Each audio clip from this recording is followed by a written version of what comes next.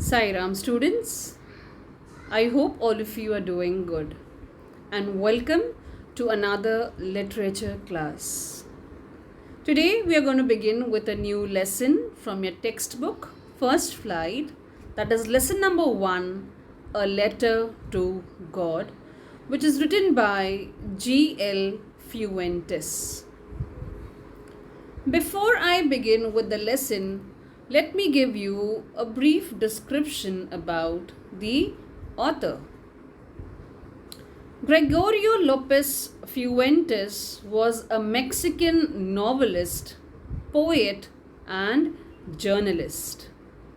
He was Mexico's most celebrated novelist, as he was the recipient of many literary awards. And later on, he worked as a literature teacher in a Mexican school.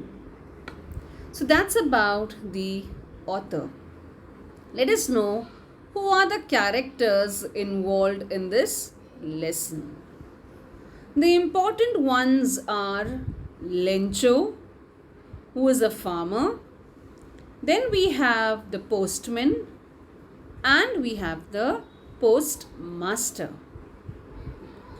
This story, A Letter to God, revolves around Lencho and his unwavering faith in God. He has immense faith in God. And this immense faith forces him to do something. And what is that? That we will see in this lesson, A Letter to God. A gentle reminder to all of you to keep a book and a pen handy so that you can jot down all the important words that I explain while I'm teaching you this lesson. So let's get started with lesson number 1. The house, the only one in the entire valley, sat on the crest of a low hill. From this height, one could see the river and the field of ripe corn, dotted with the flowers that always promised a good harvest. The only thing the earth needed was a downpour, or at least a shower.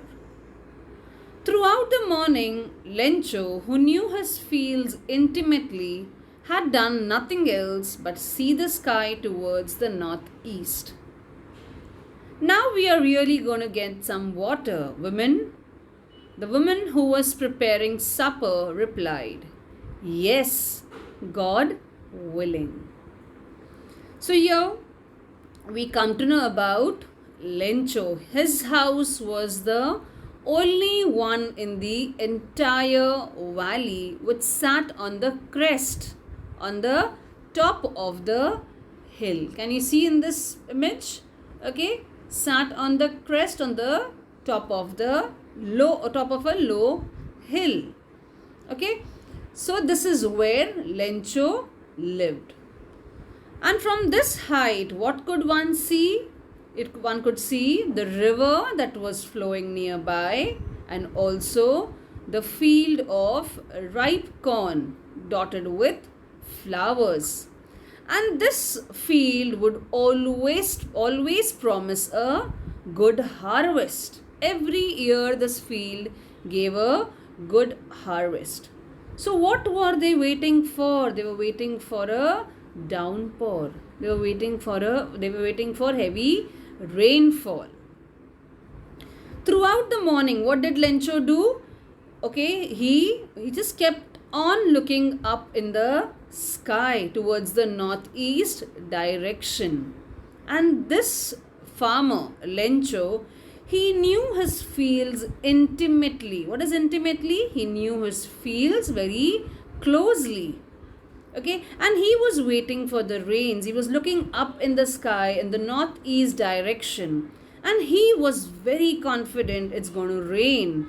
And if it rains, definitely this year also he's going to have a good harvest. He said this to the woman who was preparing supper. Okay, and the woman also replied saying, yes, if God feels, if God wishes, we will definitely have a good downpour. The older boys were working in the field while the smaller ones were playing near the house until the woman called to them all, come for dinner. It was during the meal that, just as Lencho had predicted, big drops of rain began to fall. In the northeast, huge mountains of cloud could be seen approaching. The air was fresh and sweet. The man went out for no other reason than to have the pleasure of feeling the rain on his body. And when he returned, he exclaimed, these aren't raindrops falling from the sky, they are new coins. The big drops are 10-cent pieces and the little ones are fives. So now we come to know that there were other boys also in the family, and what were they doing? The older boys were working in the field while the smaller ones were playing near the house, and then it's time for dinner. The woman comes out and she calls them in for dinner. And while they were having dinner, what happens? Yes, Lencho was waiting for downpour, and yes, it's actually started raining. And Lencho could see in the northeast direction huge mountains of cloud could be seen, and he was very confident that yes, it's going to rain and I am going to get a good harvest this year as well. And then he went out to enjoy the rain. Even when it rains for the first time, okay, in the month of June, when it rains, all of us feel like going out and enjoying that rain, don't we? Similar was the case with Lencho also. He went out to feel the rain on his body. And when he came back in, he told the people sitting inside that these aren't raindrops falling from the sky, they are new coins. The big drops, they are 10 cent. He was comparing the big drops to 10 cent and the smaller drops to 5. Now why did he make this comparison? Basically, he was very confident that after this downpour, when he's going to get a good harvest, and when he sells off his corn in the market, he will definitely get good money. That's the reason he compared the raindrops to 10 cent and 5 cents. With a satisfied expression, he regarded the field of ripe corn with its flowers draped in a curtain of rain. But suddenly a strong wind began to blow, and along with the rain, very large hailstones began to fall. These truly did resemble new silver coins. The boys, exposing themselves to the rain, ran out to collect the frozen pearls. It's really getting bad now, exclaimed the man. I hope it passes quickly. It did not pass quickly. For an hour, the hail rained on the house, the garden, the hillside, the cornfield, on the whole valley. Now Lencho was satisfied. He was very happy that it's raining and he's going to get a good harvest. Okay, and he regarded the field of ripe corn with its flower draped in a curtain of rain. Draped is covered. Suddenly what happened? Strong wind began to blow, and along with the rain, large hailstones began to fall. And these hailstones resembled silver coins. The boys were so excited that they went out to collect these frozen pearls. If you've seen hailstones, okay, they are small pieces of ice. They look like small pieces of ice. Okay, so they were so happy that they went out to collect these hailstones, and they compared it to frozen pearl, white in color, and they were frozen. Then the man said, Lencho said that it's getting bad. I think it should stop. Otherwise, it's going to be bad. But what happened? Did it stop? No, it didn't. It continued to the hail continued to fall for next 1 hour. It fell everywhere. It fell on the house, on the garden, in the garden, the hillside, cornfield, everywhere in the valley. The field was white as if covered with salt. Not a leaf remained on the trees. The corn was totally destroyed. The flowers were gone from the plants. Lencho's soul was filled with sadness. When the storm had passed, he stood in the middle of the field and said to his sons, "A plague of locusts would have left more than this. The hail has left nothing. This year we will have no corn." That night was a sorrowful one. All our work for nothing. There's no one who can help us. We'll all go hungry this year. So now what has happened? The hail has stopped, but when Lencho went out, what did he see? He saw that the entire field was covered with hailstones. It was white as if it was covered with salt. And the entire field was destroyed. That there was not even a single leaf on the tree, and the cornfield was completely destroyed. The flowers were completely gone. Obviously, will Lencho be happy on seeing this? Definitely not. So he was very sad. And when the storm passed, what did he do? He stood in the middle of his field. Okay, and he looked around and he made a statement. What was that? A plague of locusts would have left more than this.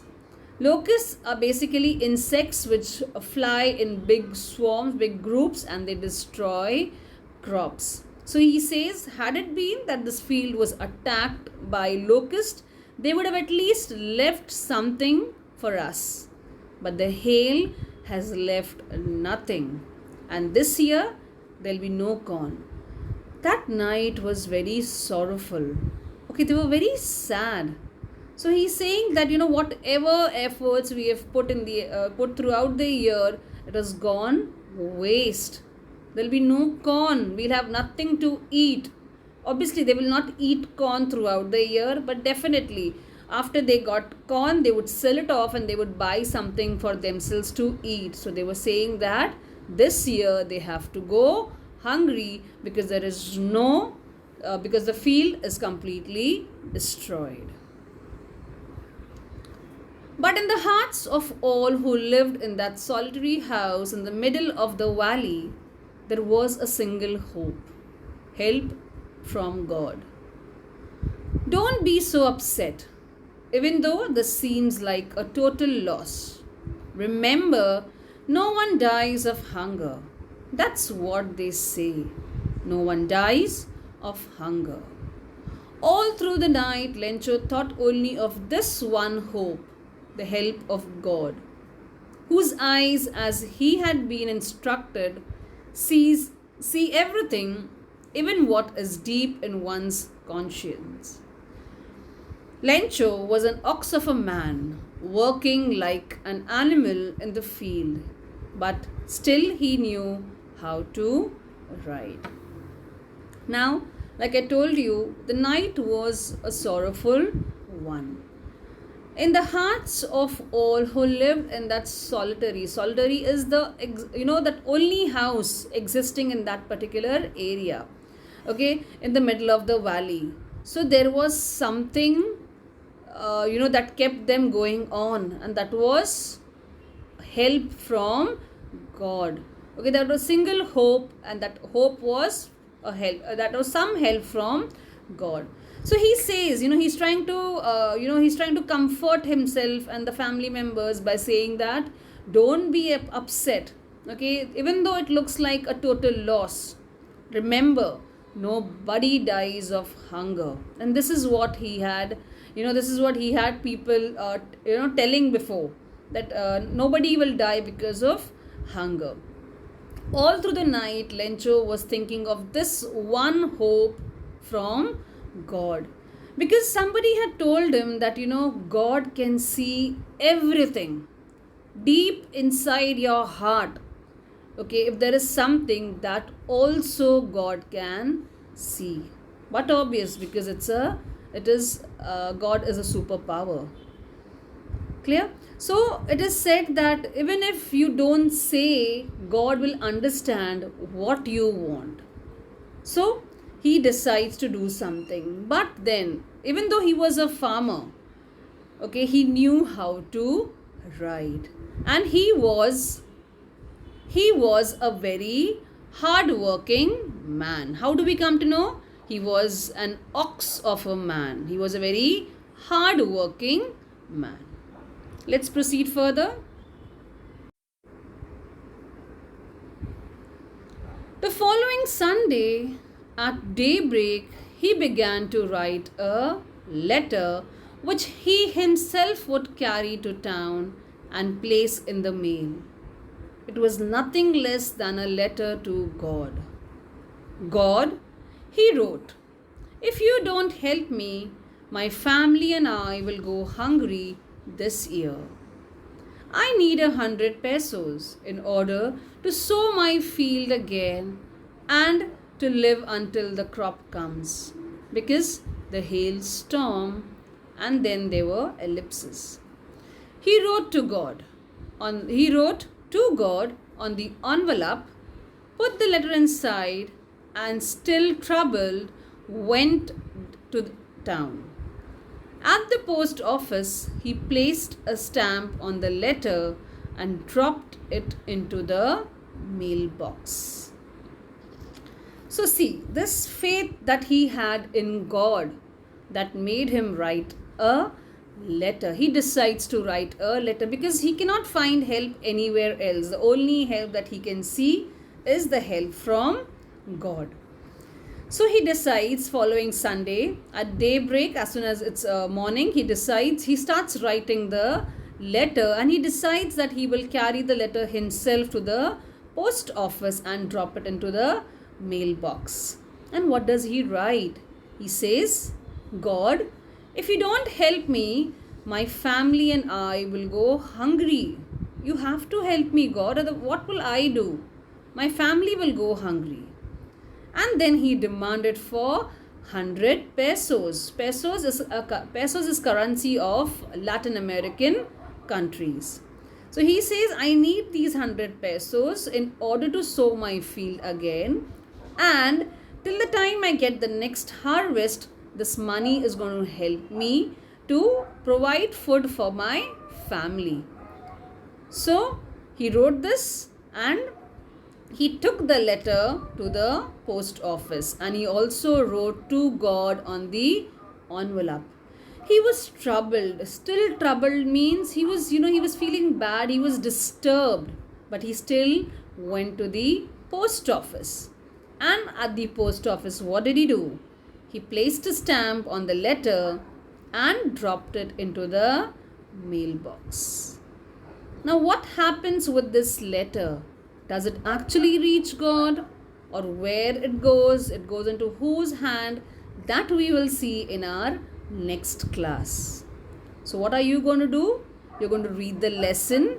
You're going to jot down the meaning of the hard words. And very soon we'll catch up to continue this lesson.